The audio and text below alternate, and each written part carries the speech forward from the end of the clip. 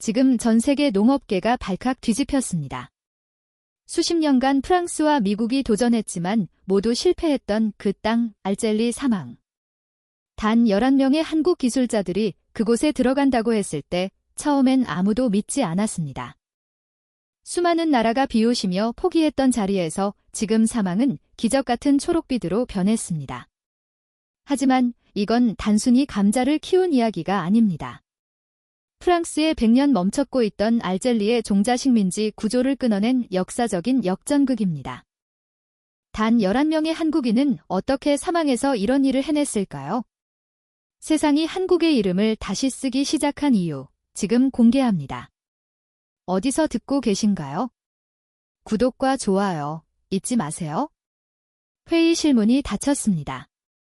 유럽 종자기업 콘서트 시험대표단 5명이 테이블 반대편에 앉아 있었어요. 계약서 뭉치가 제 앞으로 밀려왔습니다. 올해도 똑같은 조항이었죠.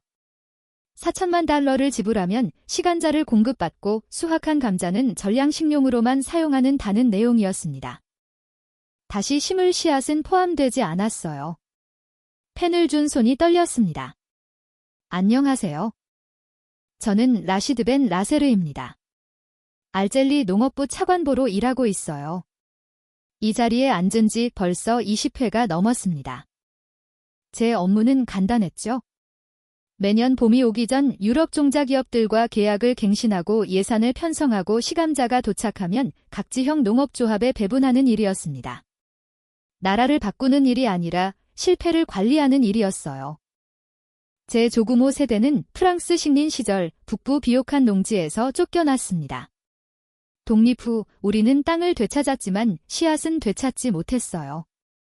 프랑스가 떠난 자리에 독일과 네덜란드 종자기업들이 들어왔습니다. 계약 조건은 더 정교해졌고 우리는 더 깊숙이 의존하게 됐죠. 석유를 팔아 씨앗을 사오는 구조가 자연스러워졌습니다. 계약서 7조 사망을 잃었어요. 수확물의 종자 용도 전원 시 연간 공급 계약이 즉각 해지된다는 내용이었습니다. 쉽게 말하면 우리가 수확한 감자를 다시 심으려 하면 내년부터 시감자를 한 톤도 받을 수 없다는 뜻이었죠. 알젤리 국토의 80%가 사막인 이 나라에서 시감자 공급이 끊긴다는 건 북부 농업 전체가 무너진다는 의미였습니다. 대표단 중 한 명이 시계를 보며 말했어요. 서명이 늦어지면 본파종 일정에 차질이 생긴다고 했습니다. 친절한 목소리였죠. 위협이 아니라 조언처럼 들렸어요. 저는 고개를 끄덕이며 펜을 들어 올렸습니다. 20번도 넘게 해온 일이었어요.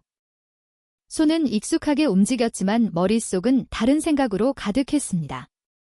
우리는 독립한 게 아니었어요. 주인 없는 사막에 갇힌 기술적 식민지일 뿐이었습니다. 깃발은 바뀌었지만 씨앗은 여전히 남의 것이었죠. 농민들은 해마다 땅을 갈고 씨를 뿌렸지만 그 씨앗이 어디서 왔는지 묻지 않았습니다. 묻는다 해도 달라질 건 없었어요. 우리에게는 선택지가 없었으니까요. 서명을 마치고 계약서를 넘겼습니다. 악수가 이어졌어요. 대표단은 만족스러운 표정으로 회의실을 나갔습니다. 저는 자리에 남아 창밖을 바라봤어요. 알제 시내 너머로 사막이 보였습니다. 끝없이 펼쳐진 모래 위로 햇빛이 내리쬐었죠. 아름다운 풍경이었지만 저는 그 안에서 구름만 느꼈습니다. 사무실로 돌아와 서랍에서 오래된 파일을 꺼냈어요.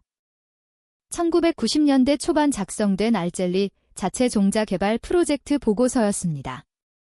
당시 정부는 유럽 의존도를 줄이기 위해 국내 연구소에 예산을 투입했었죠. 3년 동안 진행된 프로젝트는 실패로 끝났습니다. 사막기후에 맞는 품종 개발이 기술적으로 불가능하다는 결론이었어요. 그 보고서를 작성한 사람 중 한 명이 바로 저였습니다. 당시 저는 이제 막 농업부에 들어온 신입 연구원이었어요. 열정이 있었죠. 변화를 만들 수 있다고 믿었습니다. 하지만 현실은 냉혹했어요. 우리에게는 기수도 인프라도 경험도 부족했습니다. 유럽 기업들이 수십 년간 쌓은 노하우를 몇 년 만에 따라잡는다는 건 불가능한 일이었죠. 그 실패 이후 저는 달라졌습니다. 이상을 품는 대신 현실을 관리하는 법을 배웠어요. 국가가 바뀌려면 혁명이 필요하지만 혁명은 더 큰 혼란일 뿐이라는 걸 깨달았습니다. 차라리 안정적으로 종속되는 편이 낫다고 생각했죠. 그렇게 저는 찬염한 현실주의자가 됐습니다. 제 인생도 이 계약서와 다르지 않았습니다. 매년 같은 조항에 서명하고 같은 금액을 지불하고 같은 시약을 받아왔어요. 변화는 없었습니다. 변화를 시도할 이유도 없었죠. 실패는 이미 경험했고 성공은 애초에 불가능했으니까요. 그날 저녁 집으로 돌아가는 길에 북부 농촌 지역을 지나쳤어요. 농민들이 밭을 전 정리하고 있었습니다. 곧 시감자가 배분될 예정이었죠. 그들은 묵묵히 일했습니다. 누가 시약을 공급하는지, 왜 매년 새로 사야 하는지 묻지 않았어요. 그저 주어진 시약을 심고 수확하는 일만 반복했습니다. 차를 세우고 한 농민에게 다가갔어요. 올해 수확은 어땠냐고 물었습니다. 농민은 괜찮았다고 답했죠. 감자 품질도 좋고 가격도 나쁘지 않았다고 했습니다. 저는 한 가지 더 물었어요. 수확한 감자 중 일부를 내년 시감자로 쓸 생각은 없느냐고요. 농민은 잠시 멈춰냈습니다. 그러곤 고개를 저었어요. 그건 계약 위반이라고 했습니다. 공급이 끊기면 마을 전체가 망한다고 했죠. 저는 더 이상 묻지 않았습니다. 농민은 현실을 알고 있었어요. 저보다 더 정확하게 알고 있었습니다. 사무실로 돌아온 밤 창밖으로 알제 시내의 불빛이 보였습니다. 독립기념탑의 조명이 켜져 있었어요. 1962년 프랑스로부터 독립했다는 상징이었죠. 하지만 저는 그 불빛을 보며 생각했습니다. 우리는 정말 독립한 걸까요? 기발은 바뀌었지만 씨앗은 여전히 남의 것이었습니다. 땅은 되찾았지만 그 땅에 뿌릴 씨앗은 매년 사와야 했어요. 석유를 팔아 먹을 것을 사는 게 아니라 먹을 것을 키울 씨앗을 사고 있었습니다. 이게 독립인지 아니면 더 정교해진 종속인지 구분할 수 없었어요. 책상 서랍에는 30년 전 작성한 자리 프로젝트 실패 보고서가 있었습니다. 제 이름이 적힌 그 문서는 여전히 유효했어요. 기술적으로 불가능하다는 결론은 지금도 바뀌지 않았습니다. 바뀐 건 저였죠. 그때는 분노했지만 지금은 찬염했습니다. 저는 나라를 바꾸는 사람이 아니었어요. 실패를 관리하며 시스템 안에서 살아남는 사람이었습니다. 4천만 달러짜리 계약서에 매년 서명하고 시간자가 도착하면 배분하고 농민들이 수확하면 보고서를 작성하는 일을 반복했죠. 그게 제 역할의 정부였습니다. 내일 아침이면 또 다른 회의가 기다리고 있을 거예요. 예산 편성, 물류 조율, 지역 배분 계획. 모든 게 정해진 절차대로 흘러갈 겁니다. 저는 그 안에서 제 자리를 지킬 거예요. 변화를 꿈꾸지 않고 실패를 두려워하지 않으며 그저 주어진 일을 처리하면서요. 컴퓨터를 끄고 자리에서 일어났습니다. 사무실 문을 잠금요 복도 끝 독립기념 사진을 봤어요. 1962년 7월 5일 광장에 모인 수십만 군중이 환호하는 사진이었습니다. 그들은 자유를 얻었다고 믿었죠. 하지만 저는 알고 있었습니다. 우린 독립한 게 아니라 주인 없는 사막에 갇힌 기술적 식민지일 뿐이라는 거요. 그로부터 사흘 후 책상 위에 국제우편 봉투가 놓여 있었습니다. 발신지는 제네바였어요. 국제농구법 개발기구 로고가 찍혀 있었죠. 봉투를 뜯는 순간 이미 알았습니다. 또 다른 원조 프로젝트 제안이겠거니 했어요. 지난 20년간 수십 번 받아본 그런 문서 중 하나일 거라고 생각했습니다. 제안서 첫 장을 펼쳤어요. 제목이 눈에 들어왔습니다. 종자 자립 가능성 검증을 위한 공동연구 프로젝트. 참여국은 대한민국이었죠. 한국이라는 이름을 보는 순간 비웃음이 나왔습니다. 아시아 국가가 아프리카 농업 문제를 해결하겠다니 얼마나 오만나 전환한 발상인지 알 수 없었어요. 다음 페이지로 넘겼습니다. 프로젝트 목표가 명시돼 있었어요. 알젤리 사막 환경에 적합한 수경재배 기술 공동개발 및 종자 증식 시스템 구축. 문장은 정중했지만 내용은 뻔했죠. 결국 자국 기술을 팔아 먹으려는 거였습니다. 프랑스가 그랬고 독일이 그랬고 네덜란드가 그랬던 것처럼요. 하지만 다음 조항을 읽는 순간 손이 멈췄습니다. 문 프로젝트는 시설 판매를 목적으로 하지 않으며 모든 기술 데이터 및 연구 결과물은 알젤리 측에 전면 귀속된다. 이상했어요. 지금까지 받아본 어떤 제안서에도 이런 조항은 없었습니다. 기술 이전이라는 말조차 쓰지 않고 공동 연구라는 표현만 반복됐죠. 페이지를 계속 넘겼습니다. 참여 인원 구성이 나왔어요. 한국 측 11명, 알젤리 측 15명. 연구 주체는 알젤리 농업연구소였고 한국 팀은 기술자문 역할로만 표기돼 있었습니다. 이것도 처음 보는 구조였어요. 보통은 외국 기관이 주도하고 우리는 보조 역할을 맡았는데 이번엔 반대였죠. 그리고 마지막 장에 가장 이상한 문장이 있었습니다. 본 프로젝트는 성과를 장담하지 않으며 실패 시 모든 책임은 한국 측이 부담한다. 저는 그 문장을 3번 읽었어요. 믿기지 않았습니다. 외국 기관이 스스로 실패 가능성을 명시하다니요. 보통은 성공을 보장하며 화려한 미래를 약속했는데 이들은 정반되었습니다.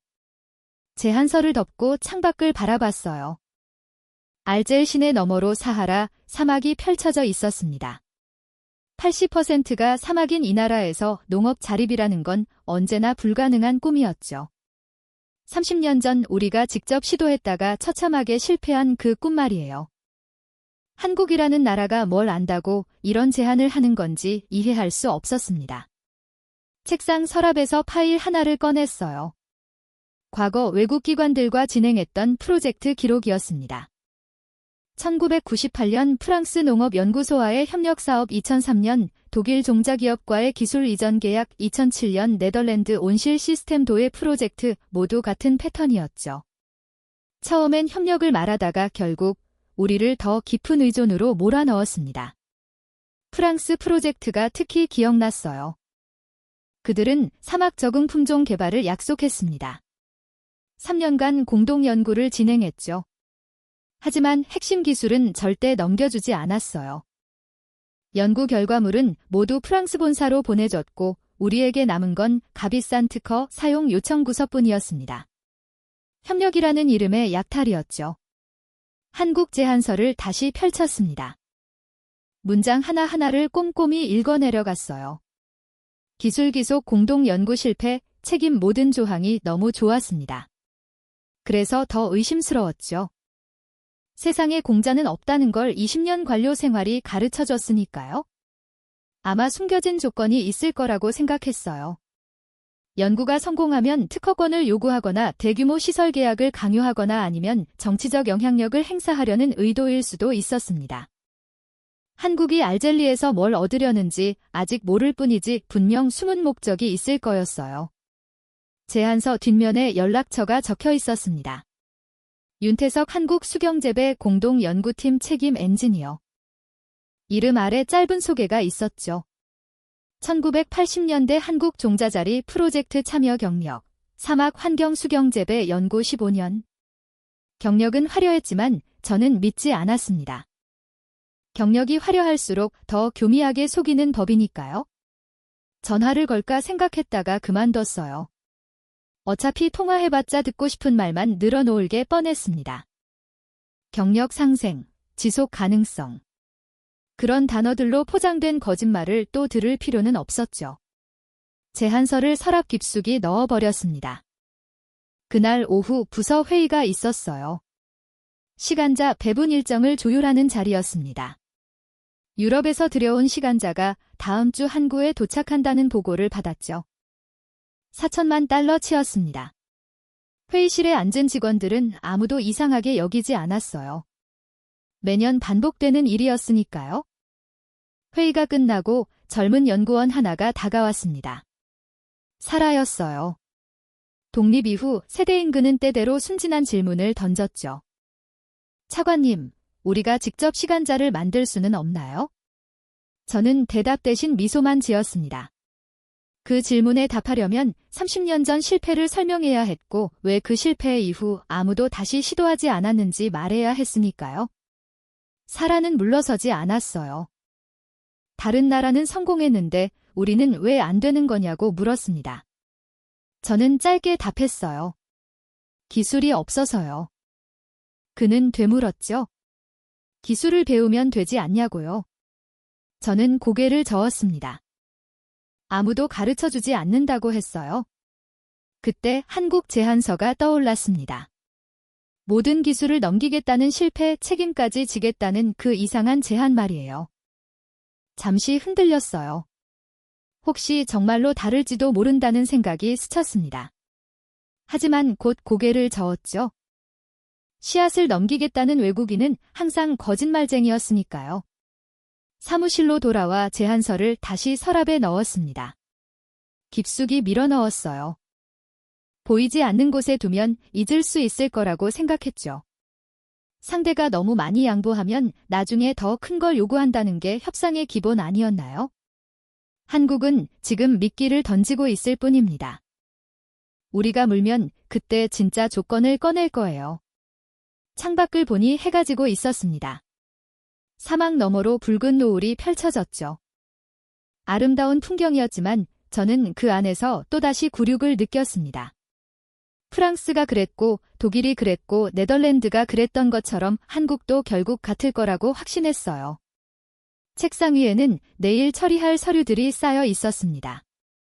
시간대, 배분 일정표, 유럽 기업과의 계약 갱신 안건, 북부 지형 농업 현황 보고서, 익숙한 일들이었어요. 변화 없이 반복되는 일상이었죠. 저는 그 일상이 안전했습니다. 컴퓨터를 끌며 생각했어요.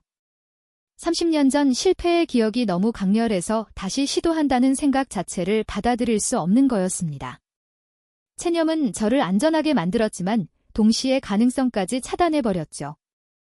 하지만 그게 뭐가 잘못됐나요? 실패를 2번 경험할 필요는 없잖아요. 불을 끄고 사무실 문을 잠갔습니다. 엘리베이터를 타고 내려가며 제안서의 마지막 문장이 자꾸 떠올랐습니다. 실패 시 모든 책임은 한국 측이 부담한다. 왜 저런 조건을 다는 걸까요? 정말로 성과를 장담할 수 없어서일까요? 아니면 우리를 안심시키려는 전략일까요? 집으로 가는 길에 북부 농촌 지역을 지나쳤어요. 어둠 속에서 밭이 보였습니다. 다음 주면 유럽에서 온 시감자가 적당히 뿌려질 거예요. 매년 반복되는 풍경이었죠. 농민들은 묵묵히 일하고 저는 묵묵히 관리하고 시스템은 묵묵히 굴러갔습니다. 그게 현실이었어요. 한국이 뭘 제안하든 제안서에 뭐라고 쓰여있던 현실은 바뀌지 않았습니다. 저는 여전히 실패를 관리하는 관리였고 알제리는 여전히 씨약을 사오는 나라였죠. 집에 도착해 현거문을 열었습니다. 불을 켜고 소파에 앉았어요. 창밖으로 알제 시내 불빛이 보였습니다.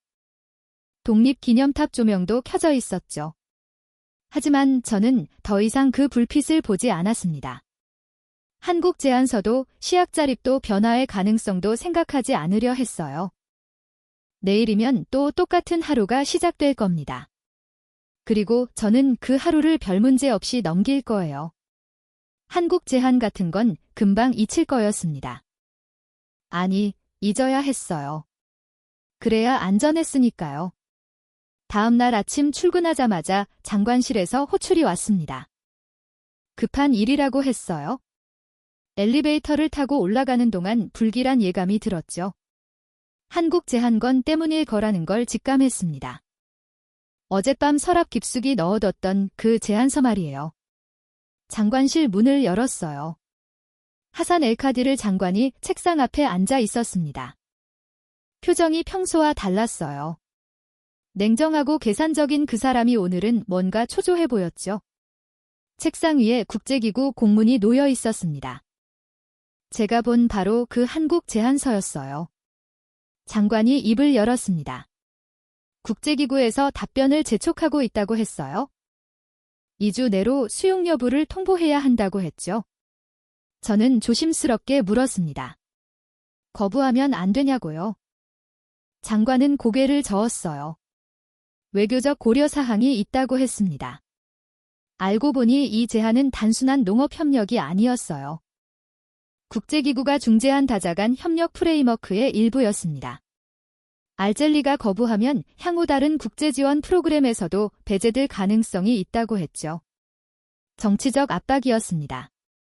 저는 발로 냈어요. 하지만 이건 실패할 가능성이 높다고 말했습니다. 30년 전 우리 자체 프로젝트도 실패했고 유럽 기관들과의 협력도 모두 실패했다고 설명했죠. 한국이 다를 이유가 없다고 강조했습니다. 장관은 잠시 침묵했어요. 그러고는 제게 물었습니다. 실패를 전제로 승인하면 어떻게 했느냐고요? 조건을 달아서 리스크를 최소화하라고 했죠. 저는 그 말의 의미를 바로 알아챘습니다. 실패를 증명하기 위한 승인이었어요. 사무실로 돌아와 조건부 승인안을 작성하기 시작했습니다. 첫 번째 조건 프로젝트는 시범 단계로 제한하며 기간은 6개월로 한정한다. 두 번째 조건 가시적 성과가 없을 시 즉각 중단한다. 세 번째 조건 모든 실패 책임은 한국 측이 부담한다. 문서를 작성하며 씁쓸한 웃음이 나왔어요. 이건 협력이 아니라 실패 증명서를 만드는 작업이었습니다. 저는 한국 팀이 성공하기 바라지 않았어요. 오히려 빨리 실패해서 이 프로젝트가 종료되길 원했죠. 그는 이 프로젝트에 기대를 걸고 있는 것 같았습니다. 정호희 한국 팀이 도착했어요. 문이 열리고 윤태석이 들어왔습니다. 50대 초반으로 보였고 키는 크지 않았죠. 첫 신상은 평범했어요. 그래야 다시 안정된 일상으로 돌아갈 수 있었으니까요. 조건부 승인안을 장관실로 올렸습니다. 1시간 후 승인 도장이 찍혀 돌아왔어요. 이제 국제기구에 통보하고 한국 팀을 받아들이는 절차만 남았습니다. 저는 서류를 책상 위에 올려놓고 한참을 바라봤어요. 왜 이렇게까지 해야 하는 걸까요? 외교적 압박 때문이라지만 결국 우리는 또다시 외국의 실험 대상이 되는 겁니다.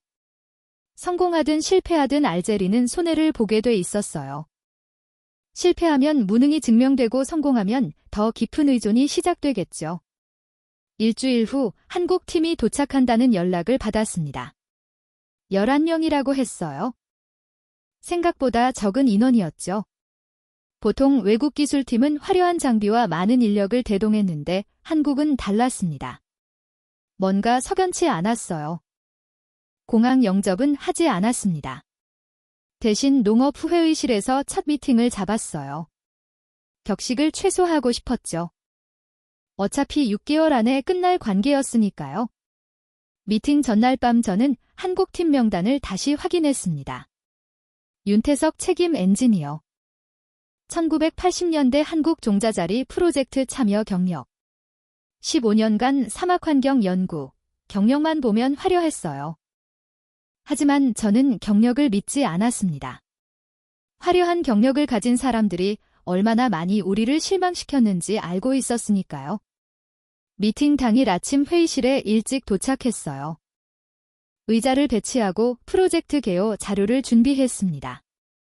알젤리 측에서는 저를 포함해 5명이 참석하기로 했죠. 젊은 연구원사라도 포함됐어요. 화려하지도 위압적이지도 않았습니다. 뒤따라 들어온 팀원들도 마찬가지였어요. 악수를 나눴습니다. 윤태석의 손은 거칠었어요. 현장 경험이 많은 사람의 손이었죠.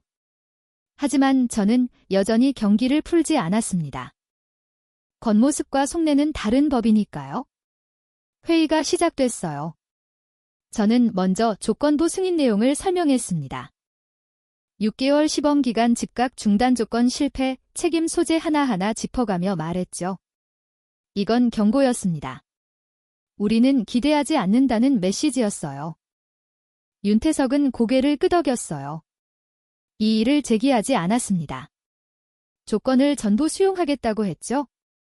너무 쉽게 받아들이는 게 오히려 의심스러웠어요.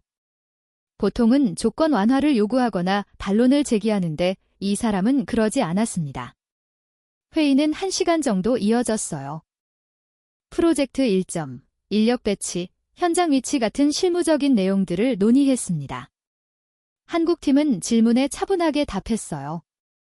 화려한 수사나 과장된 약속 없이 담담하게 설명했죠. 저는 여전히 경계를 늦추지 않았습니다. 겉으로는 성실해 보이지만 속내는 알 수 없었어요. 외국 기관들은 늘 그렇게 시작했으니까요. 처음엔 겸손하다가 나중에 본색을 드러냈죠. 회의 막바지에 제가 마지막 질문을 던졌어요. 만약 실패하면 어떻게 할 거냐고요? 한국 정부의 책임을 돌릴 거냐고 물었죠. 지금까지 외국 기관들은 실패하면 우리 탓을 했습니다. 환경이 열악하다, 인프라가 부족하다, 협조가 안 됐다고 변명했어요. 윤태석은 제 눈을 똑바로 봤습니다. 그리고 짧게 답했어요. 실패하면 우리가 책임지겠다고 했습니다. 알제리 탓을 하지 않겠다고 약속했죠. 모든 책임은 한국팀이 지겠다고 못 받았습니다. 그 순간 저는 당황했어요. 이런 대답은 처음 들어봤습니다. 보통은 책임을 회피하거나 분산시키려 했는데 이 사람은 정면으로 떠안겠다고 했어요. 진심인지 전략인지 판단할 수 없었습니다. 회의실 분위기가 잠시 멈췄어요. 알제리 책 참석자들도 놀란 표정이었습니다. 사라는 눈을 반짝이며 윤태석을 봤죠. 희망을 품는 표정이었어요. 하지만 저는 여전히 경계를 늦추지 않았습니다. 회의가 끝나고 한국팀이 나갔어요. 회의실에 알제리 팀만 남았습니다. 한 직원이 물었죠. 어떻게 생각하느냐고요? 저는 짧게 답했습니다. 누구 보자고요. 말은 누구나 할 수 있다고 덧붙였어요. 사라가 발로 냈어요. 적어도 진심은 있어 보인다고 했습니다. 저는 고개를 저었죠. 진심만으로 사막을 바꿀 수는 없다고 말했어요. 이 기술이 없으면 진심도 무의미하다고 했습니다. 사무실로 돌아와 회의록을 작성했어요. 한국팀 참 미팅 결과 프로젝트 6개월 시범 가동 확정. 기계적으로 문장을 적어 내려갔습니다. 윤태석의 마지막 말이 자꾸 떠올랐지만 애써 무시했어요. 창밖을 봤습니다. 사막 너머로 햇빛이 내리쬐고 있었어요. 저 뜨거운 땅에서 뭔가를 키운다는 건 불가능에 가까운 일이었습니다. 한국팀이 아무리 기술이 좋아도 아무리 진심이 있어도 자연을 이길 수는 없었죠. 그날 저녁 장관실에 보고했어요. 한국팀이 조건을 전부 수용해 했다고 말했습니다. 장관은 만족스러운 표정을 지었죠. 실패하면 우리 책임이 아니라는 안도감이었어요. 저도 마찬가지였습니다. 컴퓨터를 끄면 생각했어요. 6개월 후면 이 프로젝트는 끝날 겁니다. 한국팀은 실패를 인정하고 떠날 거예요. 우리는 다시 유럽 종자를 사오는 일상으로 돌아갈 거죠. 모든 게 제자리로 돌아올 겁니다. 하지만 왜일까요? 윤태석의 말이 계속 귀가에 맴돌았어요. 실패하면 우리가 책임지겠습니다. 그 짧은 문장이 왜 이렇게 신경 쓰이는 걸까요? 저는 그 이유를 알 수 없었습니다. 하지만 마음 한 구석에서는 알고 있었습니다. 뭔가 달라졌다는 거요.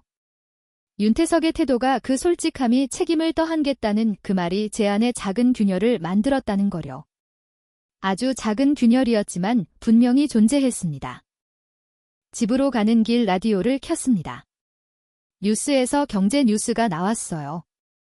유럽 종자기업과의 계약 갱신 소식이었죠. 올해도 4천만 달러지 시간자를 수입한다는 내용이었습니다. 익숙한 뉴스였어요. 하지만 이번에는 조금 달랐습니다. 그 뉴스를 들으며 문득 생각했어요. 만약 한국팀이 성공한다면 어떻게 될까요? 이 뉴스가 사라질까요? 아니면 숫자가 줄어들까요? 곧 고개를 저었어요. 말도 안 되는 상상이었습니다. 30년간 불가능했던 일이 6개월 만에 이뤄질 리 없었죠. 저는 현실주의자였습니다. 꿈을 꾸는 사람이 아니었어요. 첫 미팅 다음 날 한국팀은 바로 움직였습니다. 윤태석이 사무실로 찾아와 현장 후보지 자료를 요청했어요. 알제에서 남쪽으로 200km 떨어진 사막지대를 제안했죠.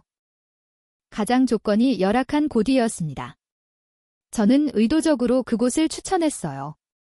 실패를 빨리 확인하고 싶었으니까요. 윤태석은 반대하지 않았습니다.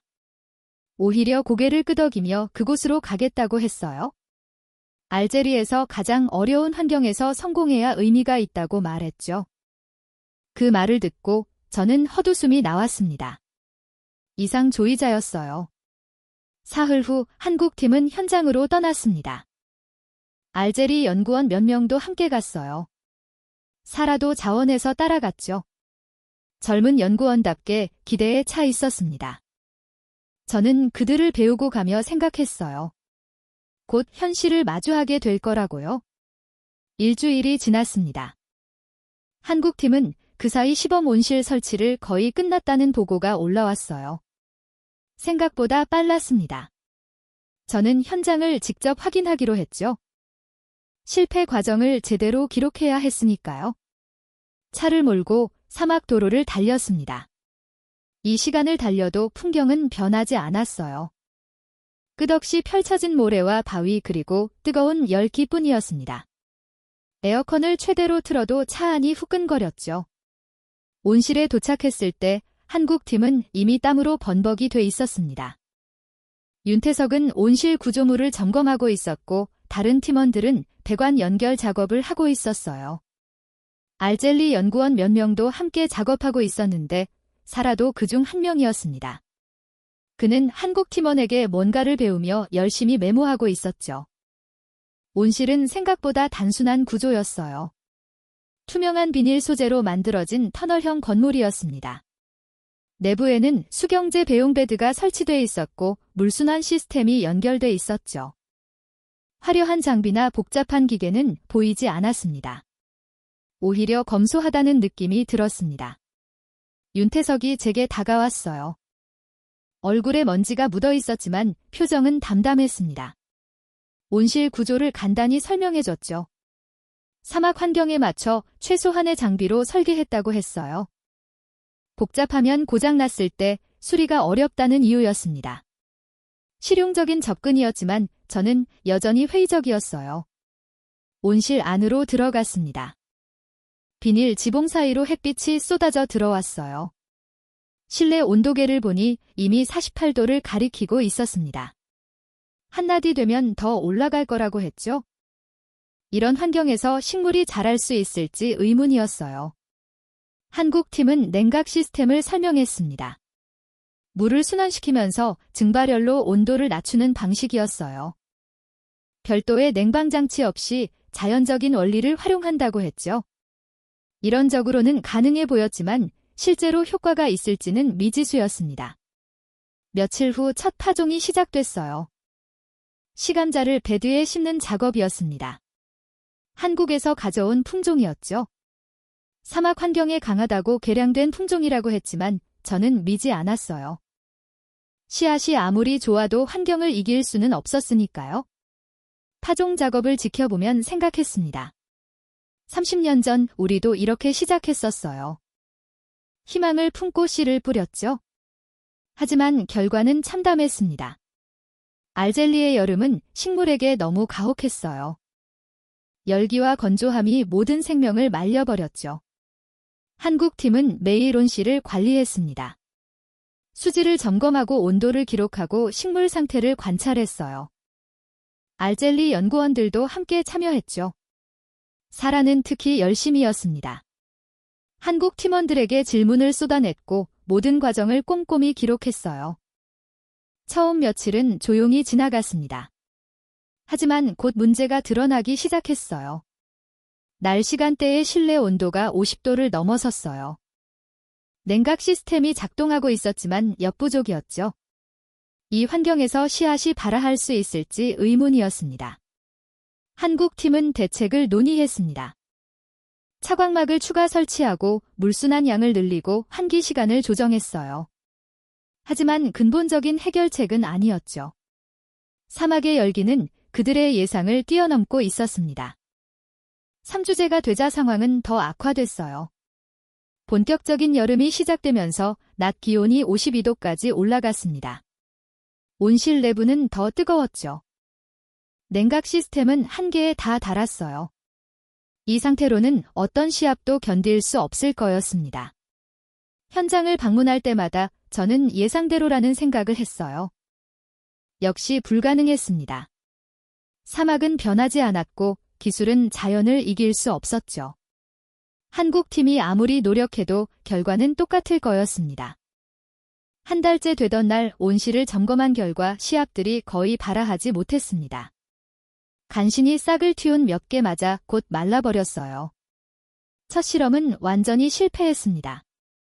저는 그 환경을 보며 씁쓸한 안도감을 느꼈어요. 이제 곧 이 프로젝트는 종료될 거라고 생각했습니다. 농업으로 돌아와 보고서를 작성했어요. 첫 시 재배 실패, 사막 환경 부족은 기술적 한계 확인. 객관적인 문장들로 실패를 기록했습니다. 이 보고서가 장관실에 올라가면 프로젝트 중단 결정이 날 거였죠. 하지만 이틀 후 윤태석에게서 연락이 왔습니다. 미팅을 요청한다는 내용이었어요. 저는 이미 결과를 알고 있었죠. 실패를 인정하고 철수 일정을 논의하자는 거라고 생각했습니다. 회의실에서 기다리며 철수 절차를 머릿속으로 정리했어요. 윤태석이 들어왔을 때 그의 표정은 제 예상과 달랐습니다. 지쳐 보이긴 했지만 포기한 사람의 얼굴은 아니었어요. 그는 자리에 앉아 먼저 말문을 열었습니다. 실패에 대해 사과한다고 했죠? 하지만 다음 말이 뜻밖이었어요. 두 번째 시도를 하고 싶다고 했습니다. 첫 실험에서 문제점을 파악했으니 개선할 수 있다고 설명했어요. 온도 관리 방식을 바꾸고 품종을 조정하고 파종 시기를 늦추겠다고 했죠. 6개월 기한이 아직 3개월 남았으니 가능하다고 강조했습니다. 저는 믿을 수 없었어요. 완전히 실패한 프로젝트를 계속하겠다는 건 비정상적이었습니다. 보통은 실패를 인정하고 명분을 찾아 철수하는 게 정상이었죠. 하지만 윤태석은 달랐어요. 그는 계속하고 싶어 했습니다. 제가 물었어요. 왜 계속하려는 거냐고요? 이미 실패가 증명됐는데 뭐가 달라지겠느냐고 따졌죠. 예산과 시간만 낭비할 뿐이라고 말했습니다. 차라리 지금 정리하는 게 서로에게 나온 거 아니냐고 했어요. 윤태석은 잠시 침묵했습니다. 그러고는 조용히 이야기를 시작했어요. 1980년대 한국도 똑같은 상황이었다고 했습니다. 시약을 전부 수입에 의존했고 자립을 시도했다가 여러 번 실패했다고 했죠. 포기하고 싶은 순간이 많았다고 덧붙였습니다. 하지만 포기하지 않았다고 했어요. 실패할 때마다 원인을 분석하고 방법을 바꿔가며 계속 시도했다고 설명했습니다. 10년이 걸렸지만 결국 성공했다고 했죠. 그래서 알젤리도 가능하다고 믿는다고 말했습니다. 저는 반박했어요. 한국과 알젤리는 다르다고 했습니다. 환경도 다르고 조건도 다르다고 강조했죠. 성공 사례를 들먹이는 건 무책임하다고 말했어요. 우리는 이미 30년 전에 실패를 경험했다고 상기시켰습니다. 윤태석은 고개를 끄덕였어요. 그러면서도 한다지만 이해해달라고 했습니다. 남의 시약을 빌려 쓰는 서러움을 자신들도 안다고 말했어요. 매년 시약을 사야 하는 굴욕을 경험했다고 했죠. 그 기억 때문에 알젤리를 돕고 싶다고 덧붙였습니다. 그 말을 듣는 순간 저는 말문이 막혔습니다. 윤태석의 목소리에는 진심이 담겨 있었어요. 동정이나 오월감이 아니라 공감이었죠. 같은 고통을 겪었던 사람의 공감이었습니다. 회의실에 침묵이 흘렀어요. 저는 윤태석을 바라봤습니다. 그는 제 눈을 피하지 않았어요. 담담하게 그러나 단단하게 제 시선을 받아냈죠. 지난 20년간 만난 외국인 중 누구도 이런 눈빛을 갖지 못했습니다. 결국 저는 물러섰어요. 두 번째 시도를 허락한다고 말했습니다. 하지만 조건을 달았죠. 이번에도 실패하면 즉각 중단한다고 못 받았어요. 더 이상의 기회는 없다고 강조했습니다. 윤태석은 고개를 숙여 감사를 표했습니다. 그러고는 바로 현장으로 돌아갔어요. 저는 회의실에 혼자 남아 한참을 앉아 있었습니다. 방금 제가 무슨 결정을 한 건지 정확히 알 수 없었어요. 창밖을 봤어요. 사막 너머로 햇빛이 쏟아지고 있었습니다. 저 뜨거운 땅에서 다시 한번 실험이 시작될 거였어요. 결과는 뻔했습니다. 또다시 실패할 게 분명했죠. 하지만 이상하게도 저는 완전히 확신할 수 없었어요. 윤태석의 말이 자꾸 맴돌았습니다. 남의 시야를 빌려서는 서러움. 그 문장 안에는 30년 전 제가 느꼈던 감정이 고스란히 담겨 있었어요. 사무실로 돌아와 장관실에 보고했습니다. 한국팀이 두 번째 시도를 요청했고 조건부로 승인했다고 말했어요. 장관은 못마땅한 반응을 보였죠. 실패가 확실한데 왜 시간을 끄느냐고 물었습니다. 저는 답했어요. 계약 기한이 아직 남아있으니 그들에게 기회를 준 것뿐이라고요. 어차피 실패하면 그때 중단하면 된다고 말했죠. 장관은 더 이상 묻지 않았습니다. 하지만 표정은 여전히 회의적이었어요. 혹시 제가 잘못 판단한 걸까요? 한국팀이 정말 다를지도 모른다는 생각이 스쳤어요. 하지만 곧 고개를 저었습니다. 실패는 실패였고 사망은 여전히 가혹했으며 자연은 바뀌지 않았어요. 두 번째 시도가 승인된 다음 주 한국팀은 현장으로 돌아갔습니다. 이번에는 준비가 달랐어요. 차광막 밀도를 높이고 물순환 주기를 세밀하게 조정했죠. 파종 시기도 한여름 피크를 피해 한 달 늦었습니다. 윤태석은 첫 실패에서 얻은 데이터를 바탕으로 모든 변수를 재설계했다고 설명했어요. 저는 그들의 준비 과정을 지켜봤지만 여전히 기대하지 않았습니다. 조건을 아무리 바꿔도 사망은 사망이었고 52도의 열기는 변하지 않았으니까요. 일주일이 지났을 때 사라에게서 연락이 왔습니다. 목소리가 떨리고 있었어요. 싹에 터다고 했습니다. 저는 잠시 말을 잇지 못했어요. 첫 실험 때도 싹은 터졌었거든요. 문제는 그 다음이었죠. 열기가 식물을 말려버렸던 그 순간 말이에요. 며칠 후 현장을 방문했습니다. 온실문을 열고 들어갔을 때 작은 초록빛이 눈에 들어왔어요. 베드 위로 감자싹에 고개를 내밀고 있었습니다. 생각보다 건강해 보였죠? 에이핏이 들지 않았고 줄기도 단단해 보였어요. 윤태석이 다가와 온도계를 가리켰습니다. 실내 온도가 36도였어요. 바깥은 48도였죠. 냉각 시스템이 제대로 작동하고 있었습니다. 첫 실험 때와는 확실히 달랐어요.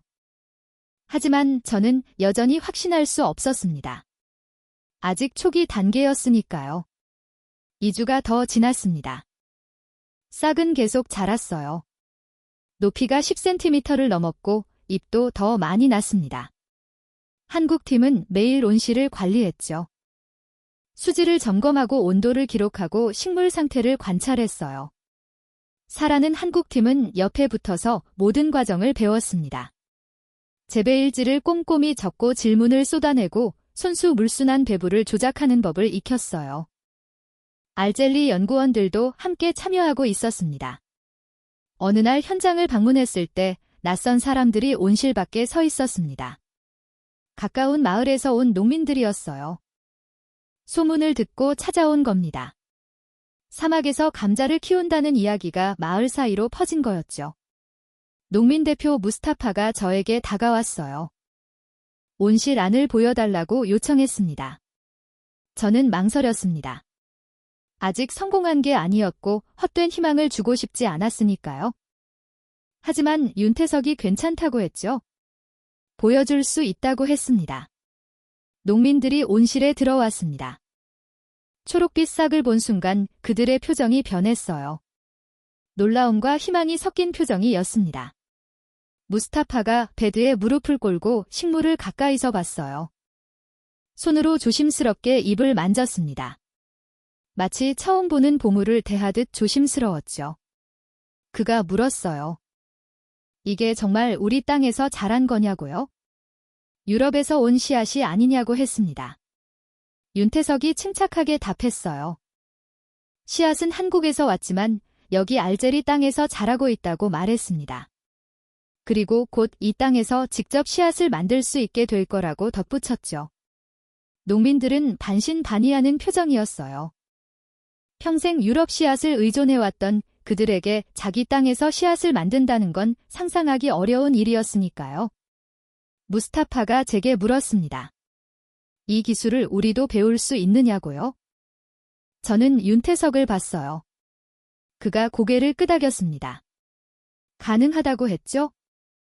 알제리 연구원들이 지금 배우고 있으니 농민들도 배울 수 있다고 말했어요. 그 말에 무스타파의 눈빛이 달라졌습니다. 그날 이후 농민들이 온실을 자주 찾아왔습니다. 처음엔 구경만 하던 그들이 점차 질문을 하기 시작했어요. 물은 어떻게 순환시키는지, 온도는 어떻게 조절하는지, 병충해는 어떻게 막는지 물었죠. 한국 팀은 친절하게 하나하나 답했습니다. 농민들은 메모하고 사진을 찍고 직접 만져보며 배웠어요. 한 달이 더 지났습니다. 식물은 30cm까지 자랐어요. 줄기가 굵어지고 잎이 무성해졌습니다. 뿌리 아래로 작은 감자가 맺히기 시작했어요. 아직 수확 단계는 아니었지만 분명히 자라고 있었습니다. 저는 매주 현장을 방문했어요. 처음엔 실패를 기록하기 위해서였지만 이제는 달랐습니다. 뭔가 변화하고 있다는 걸 느꼈어요. 숫자가 아니라 실제로 살아있는 변화였습니다. 어느 날 온실에서 무스타파가 한국 팀원과 함께 물순환 시스템을 점검하고 있었어요. 농민이 직접 기술을 배우고 있었습니다. 무스타파가 저를 보고 환하게 웃었어요. 처음 보는 표정이었습니다. 그는 말했죠. 이제 조금 알 것 같다고요? 왜 한국 사람들이 여기 온 건지 말이에요. 제가 물었습니다. 무슨 뜻이냐고요? 무스타파는 배들을 가리키며 답했어요. 저들은 물고기를 주러 온 게 아니라 물고기 잡는 법을 가르치러 왔다고 했습니다. 그래서 우리가 직접 씨앗을 만들 수 있게 하려는 거라고 덧붙였죠. 그 말을 듣는 순간 가슴이 먹먹해졌습니다. 무스타파는 농민이었지만 핵심을 정확히 꿰뚫고 있었어요. 한국 팀이 뭘 하려는지 제대로 이해하고 있었습니다. 온실을 나와 사막을 바라봤어요. 지평선까지 펼쳐진 척박한 땅 위에 세워진 작은 온실 안에서는 초록빛이 자라고 있었습니다. 이건 숫자가 아니었어요. 보고서에 적을 데이터가 아니었습니다. 살아있는 변화였어요. 씨앗이 뿌려지고 싹이 뜨고 사람들이 모여들고 희망이 싹트는 과정이었습니다. 농업으로 돌아와 중간 보고서를 작성했습니다. 두 번째 시범 재배 진행 중 초기 생육양호 온도 관리 기술 개선 확인 객관적인 문장들이었어요. 하지만 이번에는 실패를 기록하는 게 아니었습니다. 뭔가 달라지고 있었어요.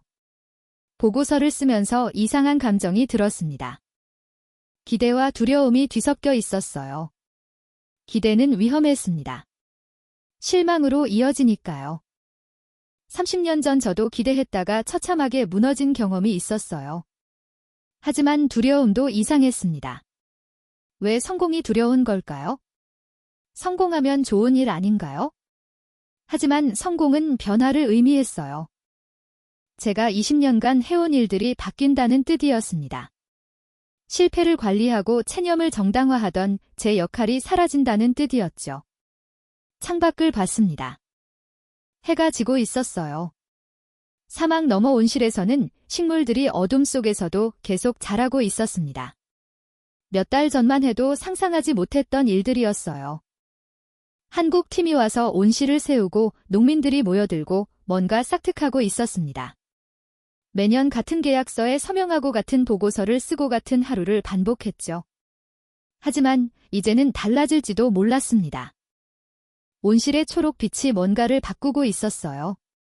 저를 포함해서요. 저는 더 이상 완전히 체념하지 못하고 있었습니다. 제 안의 균열은 점점 커지고 있었고 그 틈으로 무언가가 계속 스며들고 있었어요. 그게 희망인지 불안인지 구분할 수 없었지만 분명히 느낄 수 있었습니다. 윤태석의 지교함이 농민들의 눈빛이 그 작은 초록 빛이 저를 바꾸고 있었어요. 30년간 쌓은 체념의 벽에 금이 가고 있었습니다. 온실의 초록 빛은 계속 자라고 있었습니다. 2달이 더 지났어요.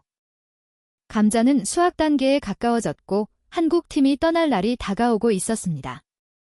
6개월 기한이 거의 끝나가고 있었죠. 어느 날 오후 장관실에서 호출이 왔습니다. 비공식 면담이라고 했어요. 저는 이상한 예감이 들었습니다. 하산 장관이 비공식 면담을 요청하는 건 흔한 일이 아니었으니까요. 장관실에 도착했을 때 하산은 소파에 앉아 있었습니다. 차를 권하며 자리를 권했어요. 격식을 최소화한 자리였죠. 그가 먼저 말을 꺼냈습니다. 한국 프로젝트가 예상보다 잘 진행되고 있다고 했어요. 수학 후 계획은 어떻게 되느냐고 물었죠. 저는 답했습니다. 한국 팀이 기술을 이전하고 떠날 거라고요. 알젤리가 독자적으로 운영할 수 있게 됐다고 말했어요. 하산의 표정이 굳어졌습니다. 그게 문제라고 했죠? 하산은 설명했어요. 유럽 종자 기업들이 움직이기 시작했다고 했습니다. 프랑스 대사건에서 비공식 접촉이 있었다고 했죠. 알젤리의 종자 자립 시도가 양국 경제 협력에 부정적 영향을 줄 수 있다는 우려를 전달했다고 했어요. 독일과 네덜란드도 비슷한 반응이라고 덧붙였습니다. 저는 믿을 수 없었습니다. 우리가 우리 땅에서 씨앗을 키우는데 외국이 뭐라고 할 권리가 있느냐고 반박했어요. 하산은 스노씀을 지었습니다. 권리의 문제가 아니라 현실의 문제라고 말했죠. 유럽 기업들 뒤에는 정부가 있고 은행이 있고 외교 채널이 있다고 했어요. 하산이 제안을 꺼냈습니다. 한국 프로젝트의 성과를 인정하되 상업화는 유럽 기업과 합작으로 진행하자는 거였어요. 기술은 알젤리가 갖되 생산과 유통은 기존 파트너들과 함께 하자는 제안이었죠. 저는 어이가 없었어요. 그게 무슨 자립이냐고 물었습니다. 결국 다시 유럽에 종속되는 거 아니냐고 따졌죠. 하산은 친척하게 답했어요. 종속이 아니라 협력이라고 했습니다.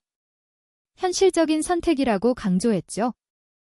그가 말했습니다. 라시드 자네는 이상주의자가 됐군.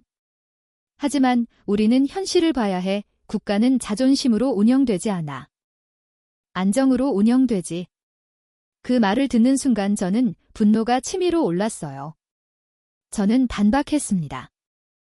안정이요.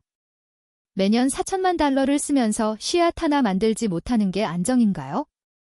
유럽 기업 눈치 보면서 농업 주권을 포기하는 게 안정인가요? 목소리가 높아졌습니다. 하산은 여전히 침착했어요. 그래, 그게 안정이야. 불안전하지만 예측 가능한 안정이지. 자네가 원하는 자립은 뭔가 유럽과의 관계를 깨고 경제 압박을 받고 불확실한 미래로 뛰어드는 건가? 그게 국가를 책임지는 자세인가? 저는 답했어요. 한국팀이 보여준 게 바로 그겁니다. 불확실하지만 시도했고 실패했지만 포기하지 않았고 결국 해냈어요. 우리도 할 수 있습니다. 하산은 고개를 저었죠. 한국은 한국이고 알제리는 알제리야. 환경이 다르고 조건이 다르네. 제가 물었습니다.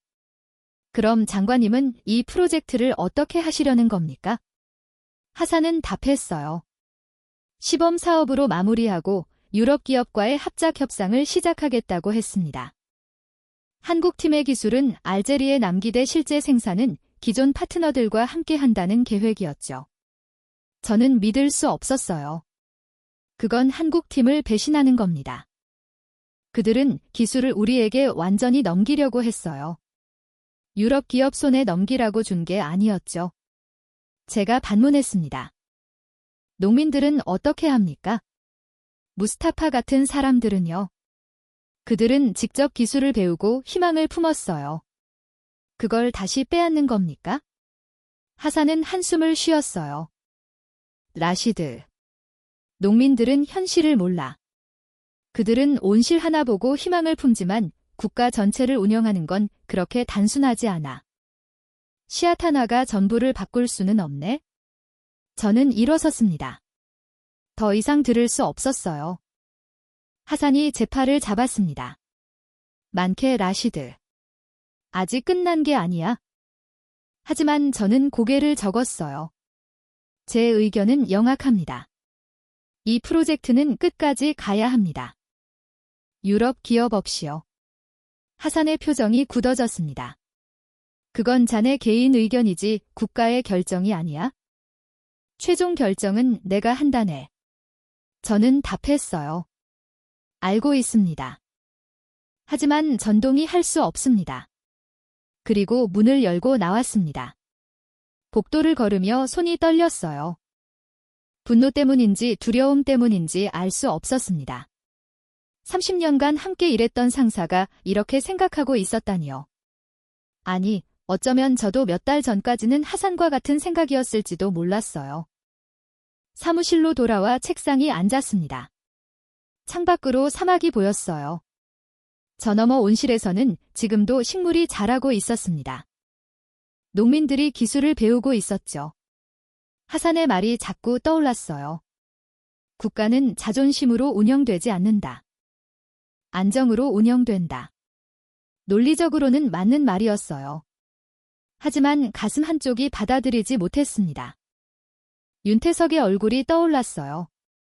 남의 씨앗을 빌려는 서러움을 안다고 했던 그 사람. 무스타파의 눈빛도 떠올랐습니다. 물고기 잡는 법을 배우고 있다고 기뻐했던 그 농민. 제 안에서 두 개의 목소리가 싸우고 있었어요. 하나는 말했습니다. 하산이 옳다고요. 현실을 봐야 한다고요. 안정이 최우선이라고요. 다른 하나는 반박했어요. 그건 또 다른 굴복이라고요. 30년 전 포기했던 걸 또 포기하는 거라고요. 전화벨이 울렸어요. 윤태석이었습니다. 내일 최종 미팅을 하고 싶다고 했죠. 6개월 프로젝트가 종료되니 정리 미팅을 하자는 거였어요. 저는 짧게 답했습니다. 알겠다고요. 시간 알려달라고 했죠. 전화를 끊고 한참을 멍하니 앉아 있었습니다. 내일 윤태석을 만나면 뭐라고 말해야 할까요? 장관이 유럽 기업과 합작하려 한다고 말해야 할까요? 아니면 모른 척하고 감사 인사만 해야 할까요? 해가 지고 있었어요. 사무실 창밖으로 알제신의 불빛이 켜지기 시작했습니다. 저는 혼란스러웠어요. 무엇이 옳은 선택인지 알 수 없었습니다. 하산의 현실주의가 옳은 걸까요? 아니면 제 안에서 꿈틀대는 저항이 옳은 걸까요? 불을 끄고 사무실을 나섰습니다. 복도는 어두웠어요. 발소리만 울렸습니다. 내일이면 모든 게 결정될지도 몰랐어요. 하산의 계획대로 진행될지 아니면 제가 뭔가를 바꿀 수 있을지 저는 아직 몰랐습니다. 주차장에서 차에 올랐어요. 시동을 걸고 핸들을 잡았지만 한참을 움직이지 못했습니다. 머릿속이 복잡했어요.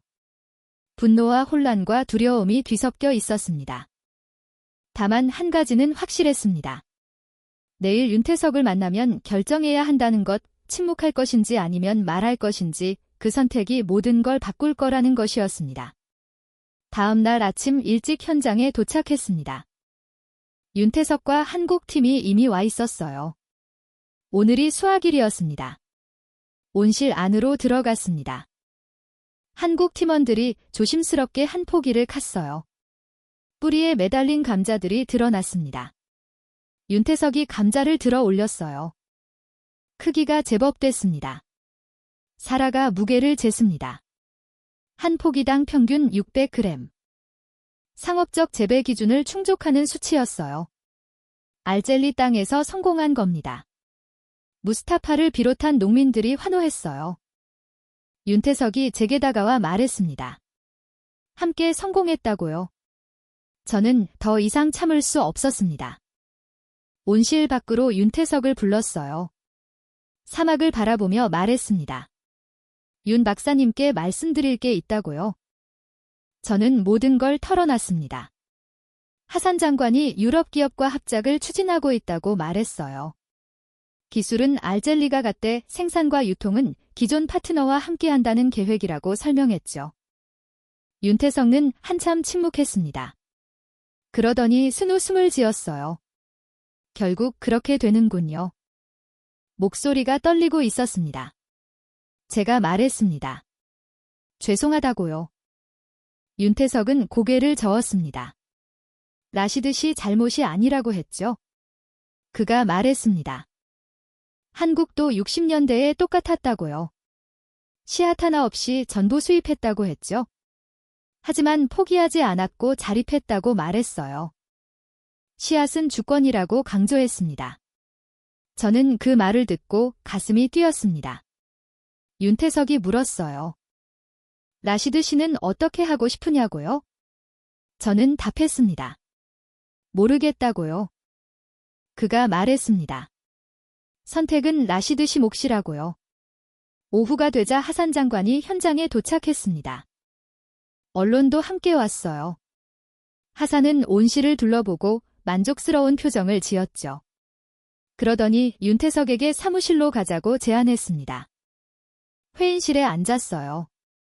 하산이 입을 열었습니다. 이 기술을 상업화하려면 유럽 종자 기업들과 합작이 필요하다고 말했죠.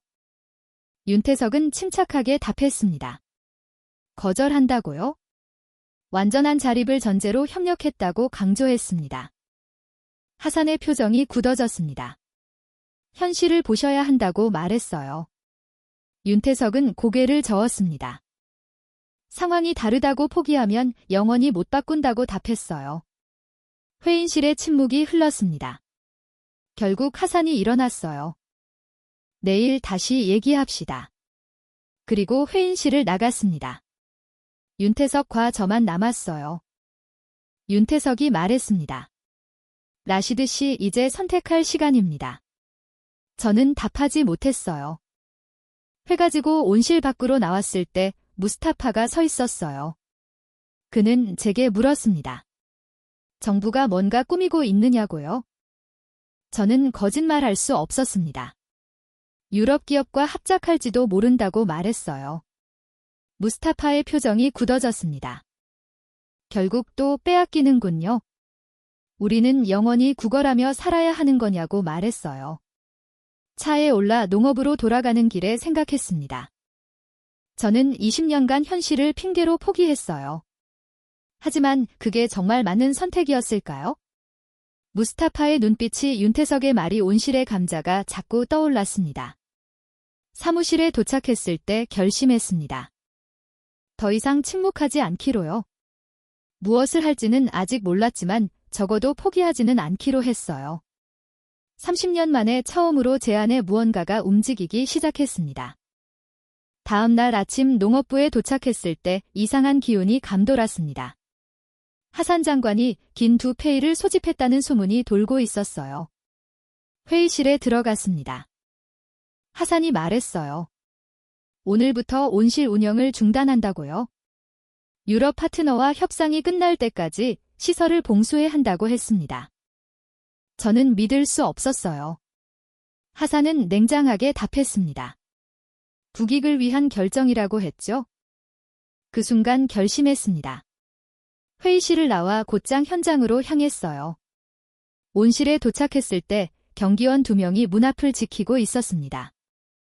출입금지 명령이 떨어진 겁니다. 하지만 농민들도 와 있었어요. 무스타파를 비롯해 20명 넘는 사람들이 온실 주변에 모여 있었습니다. 무스타파가 저를 보고 다가왔어요. 정말 문을 닫는 거냐고 물었습니다. 저는 고개를 끄덕였습니다. 무스타파의 얼굴이 일그러졌어요. 저는 깊게 숨을 들이쉬었습니다. 30년간 해본 적 없는 말을 꺼냈어요. 아니라고요. 제가 맡겠다고 했습니다. 경기원들에게 다가가 문을 열라고 요구했어요. 저도 농업부 국장이라고요. 이 시설 책임자는 저라고 강조했습니다. 무스타파가 앞으로 나왔습니다. 우리는 이 온실을 지킬 거라고 선언했어요. 제 전화가 울렸습니다. 하산이었어요. 라시드 당장 현장에서 물러나게 저는 침착하게 답했습니다. 죄송하지만 따를 수 없다고요. 20년간 잘못된 길을 걸었다면 지금이라도 바로 잡겠다고 말했어요. 전화를 끊었습니다. 오후가 되자 더 많은 농민들이 모여들었습니다. 결국 200명 넘게 온실 주변을 둘러섰어요. 윤태석이 전화를 걸어왔습니다. 한국 대사관에 연락했다고 했어요. 한국 정부가 공식 입장을 낼 거라고 말했죠. 저녁이 되자 언론이 찾아왔습니다. 무스타파가 인터뷰에 응했어요. 우리는 씨앗을 지키려는 것뿐이라고 말했습니다. 그날 밤 온실 앞에서 농민들과 함께 보냈습니다. 다음 날 아침 하산이 직접 현장에 왔습니다. 경찰도 함께였어요. 하지만 농민들이 제 앞을 막아섰습니다. 무스타파가 하산에게 말했어요. 라시드 국장을 건드리면 우리가 가만히 있지 않겠다고요? 하산은 난처한 표정이었습니다. 카메라가 모든 걸 찍고 있었어요. 하산이 저를 조용한 곳으로 불렀습니다. 라시드 자네 이러면 끝이야. 지금이라도 물러나게. 저는 고개를 저었어요.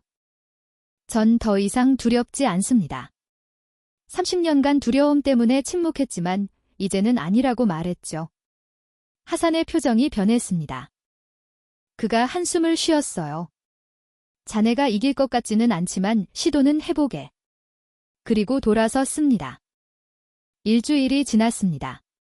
농민들은 계속 온실을 지켰어요. 언론은 연일 보도했고 여론이 움직이기 시작했습니다. 한국 대사관이 공식 성명을 냈어요. 기술 이전 협정 위반이라고 명확히 했습니다. 결국 정부가 물러섰습니다. 하산이 전화를 걸어왔어요. 유럽 합작은 보류한다고 했습니다. 온실 운영을 재개하라고 지시했죠. 농민들이 환호했습니다. 무스타파가 저를 깨어났어요. 해냈다고 소리쳤죠.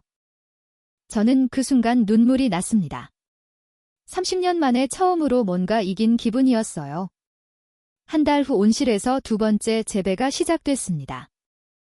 이번엔 농민들이 직접 운영했어요. 윤태석이 떠나기 전 제게 말했습니다.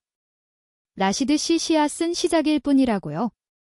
진짜 싸움은 지금부터라고 했죠. 6개월 후 두 번째 수확이 성공했습니다. 농민들이 직접 키운 감자였어요. 무스타파가 감자를 들고 웃었습니다. 이게 우리 씨앗이라고 이제 유럽한테 빌리지 않아도 된다고 말했어요. 저는 사무실 창문으로 사막을 바라봤습니다. 저 너머 온실에서는 초록빛이 자라고 있었어요. 작지만 분명한 변화였습니다. 알젤리는 이제 자기 씨앗을 갖게 됐어요. 책상 위에 새 보고서가 놓여 있었습니다. 내년도 종자 수입 예산안이었어요. 4,200만 달러에서 3,800만 달러로 줄었습니다. 작은 변화였지만 의미가 있었어요. 처음으로 줄어든 숫자였으니까요. 제 안에서 30년간 쌓인 체념이 조금씩 사라지고 있었습니다. 희망이라고 부르기엔 아직 작았지만 분명히 뭔가 달라지고 있었어요. 온실의 초록빛처럼 천천히 하지만 확실하게 자라고 있었습니다.